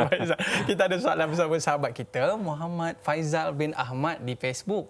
Assalamualaikum Da'i, Ustaz dan semua kru-kru. Tak dinafikan, media sosial juga banyak kebaikan, namun jika tidak dikawal, ia lebih membawa kepada keburukan. Soalan saya, bagaimana nak pantau anak remaja supaya tidak begitu taksub di laman media sosial? Sedangkan yang dewasa dan matang macam kita pun tak dapat mengawal diri dari fitnah media sosial sehingga berjam-jam menghadap handphone. Mohon perkongsian dari Ustaz. Terima kasih. Kita nak masuk kepada segmen remaja ni Ustaz. Sebab di penonton-penonton kita di rumah ni pun ramai di kalangan mereka anak muda. Mungkin ada nasihat Ustaz boleh berikan kepada anak muda. Baik. Saya setuju yang perenggan yang bawah tu. Kita sendiri pun sebagai bapa, kita sebagai dewasa, kita pun kadang-kadang lama juga kita pegang handphone. Tak boleh kontrol. Ya, tak boleh kontrol dengan WhatsApp-nya dan sebagainya. Terlalu banyak. Kita anggap itu sebagai komitmen, tapi komitmen itu juga sebenarnya mengambil masa kita dan anak-anak di rumah dia akan lihat apa yang kita buat. Hatta kita pun dulu kalau kita ingat cara kita berdoa angkat tangan, kita tengok ayah kita doa macam mana. Kalau tangan ayah kita doa begini, buka tangan, kita pun akan begini. Bila orang tanya kenapa, itu adalah berdasarkan kepada observation, pemantauan yang dia nampak. Pertama, ibu dan ayah, nasihat pada diri saya juga ni. Saya juga ada anak remaja dan sebagainya, pada semua orang juga yang lain. Bagaimana kita berhadapan dengan anak-anak yang sosialnya itu, aktivitinya itu sudah tidak banyak di luar macam kita dulu main guli, main layang di luar kan. Lompat parit dan sebagainya, tapi mereka banyak masa mereka di bilik mereka sendiri. Dalam rumah pun nak ajak makan pun kena WhatsApp dalam grup family, jom makan dan sebagainya kan. Dan di meja makan tak bercakap. Itu mak-mak kita banyak buat tu. Ya, sebab dah tak larat nak panggil. Lalu dalam kita berkomunikasi bermuamalah sebegini, ibu dan ayah, malah anak-anak remaja juga, kita pegang bila Allah Subhanahu Wa Taala menyatakan dalam surah Ar-Ra'd. Lihat dalam surah Ar-Ra'd pada ayat yang ke-10. A'udzubillahi minasyaitonirrajim. Sawa'im minkum man asarral qaul wa man jahara bihi wa man huwa mustakhfim bil lail wa saribum bin nahar. Ibu, ayah, anak-anak remaja kena ingat yang ni. Apa maknanya? Allah Subhanahu Wa Taala menyatakan tak ada beza di sisi Allah Subhanahu Wa Taala. Sama ada kamu menjaharkan perkataan kamu, you make your statement public, ataupun kamu secara fizikal bercakap dan juga menunjukkan your stand, pendirian kamu dengan orang semua, ataupun kamu menyembunyikan identiti kamu. Kita di luar, di ruang tamu ataupun kita dalam bilik kita masing-masing. Bagi remaja, kita dengan handphone kita ataupun desktop ataupun dengan secara fizikal, sama ada pada waktu malam, gelap ataupun pada waktu siang yang orang nampak. Pada Allah Subhanahu Wa Taala, apa yang kita buat, kita tak boleh sembunyikan pada penglihatan Allah Subhanahu Wa Taala. Kerana itu, pertama, kita tidak boleh nak mengelakkan media sosial. Kerana sama ada orang tu ada akaun, dia kata saya tak ada akaun media sosial, belum bermakna yang dia selamat juga. Kerana apa saja yang dia buat, yang dia kata di luar daripada platform yang sedia ada ini, ia juga tidak terlepas daripada pemerhatian dan pengawasan Allah Subhanahu Wa Taala. Jadi bila itu berlaku, ini dunia tanpa sepadan. Ini maklumat-maklumat dan akses cara pergaulan sosial dan sebagainya tanpa sempadan. Bagaimana yang kita perlu lakukan? Untuk remaja, saya mencadangkan agar duduk dan sembang. Kalau remaja yang selepas umur 12 tahun sekolah menengah, cara sembangnya lain dengan ibu dan ayah. Mak dan ayah sudah mesti menjadi kawan. Bukan lagi menjadi penasihat ataupun penceramah kepada anaknya. Bagi yang kecil, mak dan ayah jadi kecil macam mereka juga. Kita kena ikut sebegitu. Pastikan bahawa bila kita tak dapat nak elak, masuk pula sistem ataupun kelajuan internet di rumah tu, kelajuan yang tinggi, datanya banyak, rugi kalau tak guna, maka sebaik mungkin agar ibu dan ayah participate dengan apa yang anak-anak buat. Remaja sukakan apa? Dia sukakan informasi baru. Dia sukakan new contributions. Dia nakkan benda-benda yang challenging, benda-benda yang mencabar status quo dan sebagainya. So the only way yang kita boleh buat adalah memastikan bahawa mereka juga diberikan panduan, ini aksesnya, ini maklumatnya. Minat yang tu ya, jangan hanya lihat yang ini, lihat juga website ini. Minat bidang ini, jangan hanya lihat point ini, lihat juga apa yang dikatakan oleh scholars ataupun agamawan ataupun cendekiawan yang sebegini. So, my point ialah ibu dan ayah mesti memberikan alternatif. Nak elak masa susah. Tak boleh. Kita sendiri yang berikan phone tu anak kita. Kita belikan. Kita belikan tab dan sebagainya. Tapi yang penting adalah kita berikan pada mereka alternatif. Bukan hadkan masa, tapi cara pengisiannya. Tapi dengan media sosial juga boleh menjana pendapatan. Seperti mana kita lihat remaja-remaja di luar sana dapat mencari pendapatan daripada media sosial. Tapi kita berehat seketika, Ustaz. Kembali selepas ini, jangan ke mana-mana.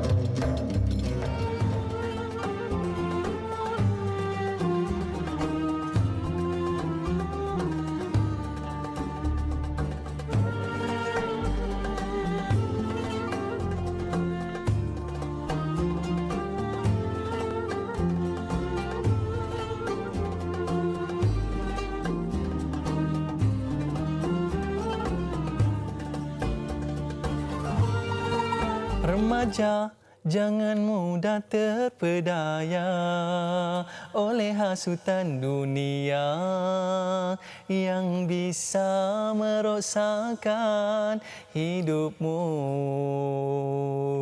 Alhamdulillah, kembali dalam Tanyalah Ustaz. Biar tahu, jangan keliru. Apa khabar remaja-remaja sekalian? Kita sapa remaja, Ustaz, sebab apa yang kita akan menjawab soalan selepas ini adalah berkaitan dengan remaja. Baik, Ustaz, kita sambung boleh? Baik. Sebelum rehat tadi Ustaz, kita ada bercerita tentang remaja yang mana banyak mereka ini terjerumus ataupun istilah kitanya rosak disebabkan media sosial. Namun begitu, ada di kalangan remaja-remaja ini yang pandai mengambil kesempatan dalam mereka bermedia sosial ini, mereka boleh menjana pendapatan. Golongan ini yang kita nak belajar ini Ustaz. Silakan. Benar. Pertamanya adalah kerana kalau kita perhatikan perniagaan secara atas talian ini adalah merupakan suatu bukan sahaja bidang tapi dia kemahiran. Lalu kalau sekiranya anak-anak kita ataupun remaja kita mempunyai kecenderungan dan kekananan ke arah itu, maka kita perlu untuk memberikan sokongan. Saya pun kadang-kadang nak buat saya punya poster dan sebagainya, saya minta anak saya untuk buatkan kerana dia pandai AI, Adobe dan sebagainya. Kita ni bukan tak pandai, kurang sikitlah dalam bab itu. Tak mengakulah saya. Tak apa, kita kena mengakulah benda tu. Lalu kita kena berikan kepada mereka sokongan. Namun yang pentingnya sekali dalam kita memandu arah, kita nak membimbing anak-anak kita, nak elakkan mereka daripada kurangkan jumlah hours ataupun jam terlibat dengan media sosial ataupun atas talian ini sukar. Yang pentingnya ialah kita berikan panduan-panduan pada mereka. Apa antara panduan yang boleh kita berikan? Kalau berdasarkan pada hadis baginda Rasulullah sallallahu alaihi wasallam, lihat daripada Abi Hurairah radhiyallahu anhu menyatakan bahawa Nabi SAW bersabda, Ar-rajulu ala dini khalilihi falyanzur ahadukum man yukhalil. Seorang lelaki ini, agamanya, peribadinya, akhlaknya akan dilihat kepada agama ataupun peribadi pembawakan orang yang rapat dengan dia. Kawan dia, friends dia yang ada di Facebooknya, followers dia dan sebagainya. Maka lihatlah, awasilah, pantaulah dengan siapa anak-anak kita berkawan. Penting bagi kita untuk melihat perkara ini kerana kita tidak boleh mengelakkan mereka daripada berkawan, tapi kena pantau dan kena lihat dengan siapa mereka berkawan. Al-mar'u ma'a man ahab. Dalam riwayat yang lain Nabi sallallahu alaihi wasallam menyatakan seseorang lelaki itu, seorang manusia itu akan bersama dengan orang yang dia suka. Siapa idol dia, yang menjadi idola dia, yang dia suka dan sebagainya. Kalau dalam bab tadi, dalam keusahawanan, yang dia minat, yang menjadi ikutan dia adalah orang-orang yang mempunyai kekananan dan berjaya dalam bidang-bidang perniagaan atas talian. Silakan, kerana ini memberikan satu ruang pendapatan dalam masa yang sama dan mengajar dia tentang muamalah, mengajar dia tentang sosial. Namun perlu dipastikan bahawa perniagaan yang dibuat itu adalah perniagaan yang tidak bercanggah dengan agama. Perniagaan yang tidak membawa kepada bertambahnya perkara-perkara yang tidak baik di dalam masyarakat. Ataupun benda-benda yang dijual itu adalah bahan, benda yang tidak bermanfaat pada masyarakat, maka yang itu kena elakkan. Pasakkan dalam diri anak-anak remaja kita, anak-anak muda kita yang berniaga bahawa tidak ada salah, malah cantik kalau sekiranya boleh berdiri di atas kaki sendiri untuk menjana ekonomi dan pendapatan diri. Tapi biarlah kita punya rezeki dan juga margin kita itu kecil, asal sahaja ia diberkati. Kita tak nak boom, besar, hebat, menjadi satu fenomena dan viral, tapi dia hanya bersifat sementara. Ibarat orang jual makanan daripada rumah contohnya dengan delivery. Nampak hebat dan sebagainya dengan kempen. Kempen ini juga biar bersesuaian dalam muamalah Islam. Kempen kita itu tidak boleh exaggerated ataupun lebih daripada kualiti apa yang kita ni. Kalau betul kualiti kita, itulah kita sampaikan. Kita tidak boleh nyatakan ciri-ciri itu melebihi spesifikasi yang ada pada barang-barang yang kita jual. Jadi ini penting, walaupun orang tidak nampak, walaupun hanya sekadar dengan gambar. Sebagai e-commerce punya orang, golongan muda yang masuk dalam e-commerce ini, mereka kena pastikan yang mereka bukan saja menjana keuntungan, tapi mereka menjana kepercayaan daripada klien, customer, pelanggan mereka. Saya berbanggalah dengan sebagai anak-anak muda yang mereka ada inisiatif untuk membuat video-video pendek. Ada yang saya lihat, saya tonton di YouTube ni Ustaz, berkaitan dengan bagaimana seorang ibu yang mana tidak mempedulikan anaknya sehingga diambil oleh orang lain. Sehingga menitiskan air mata, Ustaz. Subhanallah, ini idea anak muda yang cukup luar biasa yang perlu kita contohi. Bukan sekadar video yang dilakukannya, malah income juga dapat daripada video yang dilakukan. Baik Ustaz, ada satu soalan yang pada saya cukup menarik yang boleh kita kongsikan bersama dengan penonton-penonton kita di rumah Ustaz. Sebab ialah orang duk tengok Ustaz Everino bagi ceramah selama 2 jam di media sosial. Kadang-kadang mereka teringin juga nak berdakwah.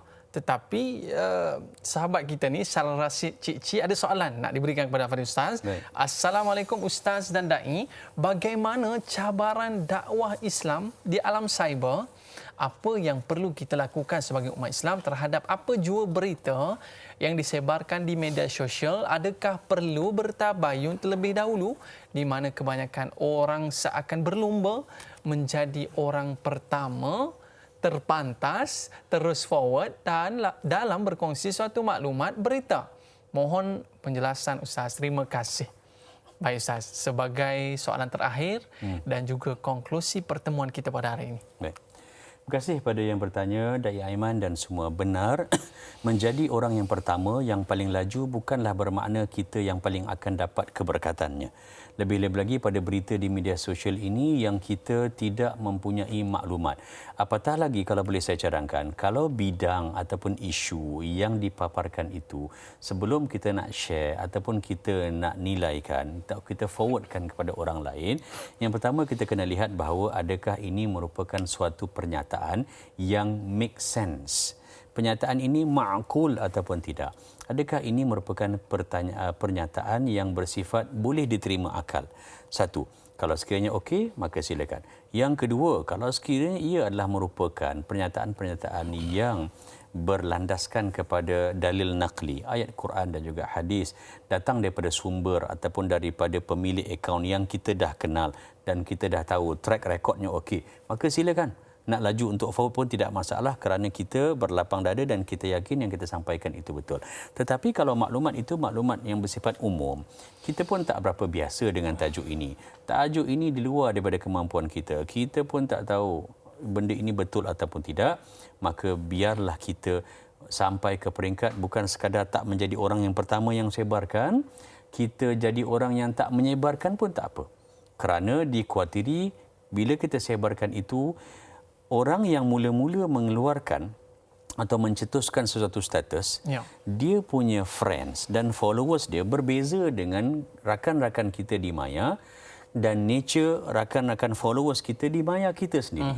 Lalu tidak semua isi kandung ataupun maklumat yang ada, informasi pada wall orang lain sesuai dengan wall kita. Asal sahaja ianya merupakan perkara-perkara yang betul ataupun baik, maka silakan. Tapi pada benda-benda yang kita tidak pasti, maka kita elakkan. Bertepatan firman Allah Subhanahu Wa Taala sebagai konklusi bagaimana untuk kita mendepani isu ini dan berhadapan agar kita selamat untuk bersosial di media sosial ataupun secara fizikal. Kita bukan saja berasa selamat, tapi kita bermanfaat dalam media sosial.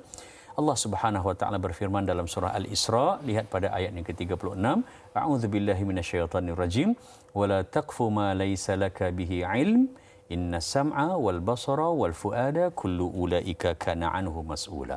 Jangan sesekali kamu berpendirian, jangan buat keputusan, jangan cepat sangat buat keputusan, sama ada nak forward ke, nak share ke, nak like, setuju ke, pada benda-benda yang kamu tidak ada pengetahuan. Itu yang saya katakan tadi, kita kena tengok bidang itu sendiri terlebih dahulu.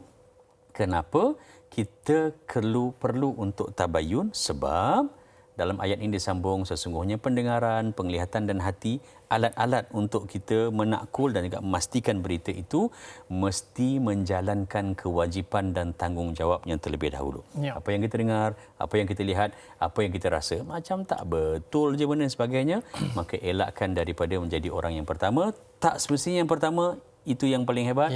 Itu bukan, tak ada pingat emas, pingat perak ataupun gangsa. Yang paling senang sekali Ustaz apa dia?